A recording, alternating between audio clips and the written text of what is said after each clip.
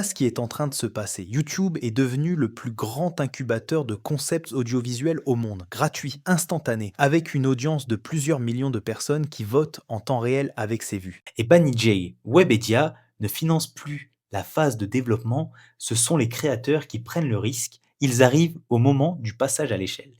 Et c'est brillant pour les majeurs, mais c'est potentiellement peu optimal pour les créateurs, s'ils ne savent pas négocier, bien sûr. Alors voilà le problème que cette opération met en lumière. Squeezie a investi 700 000 euros, il a créé un format mondial, il l'a testé, prouvé, livré sur un plateau. Et il a vendu les droits mondiaux pour l'équivalent d'un tiers de ce qu'une marque paye pour une intégration de 30 secondes dans une de ses vidéos. Est-ce que c'est une bonne affaire pour Squeezie? Probablement oui, si les royalties suivent. Est-ce que c'est la meilleure affaire possible? Oh, probablement non. La vraie question que cette opération pose à tous les créateurs de sa génération, c'est comment valoriser correctement un concept dont vous portez intégralement le risque de développement. Parce que dans l'industrie TV traditionnelle, un producteur qui crée un format et le vend à une major prend typiquement entre 5 et 15% des revenus de chaque exploitation, en plus d'un prix de cession. Le créateur digital, lui, négocie souvent sans agent spécialisé en format TV, sans avocat entertainment. Squeezie est probablement le créateur français le mieux entouré pour ce type de deal.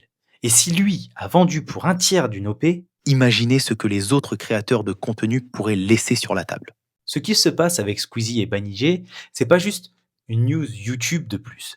C'est le moment où l'industrie audiovisuelle mondiale reconnaît officiellement que les créateurs sont devenus des producteurs de formats compétitifs, pas uniquement des influenceurs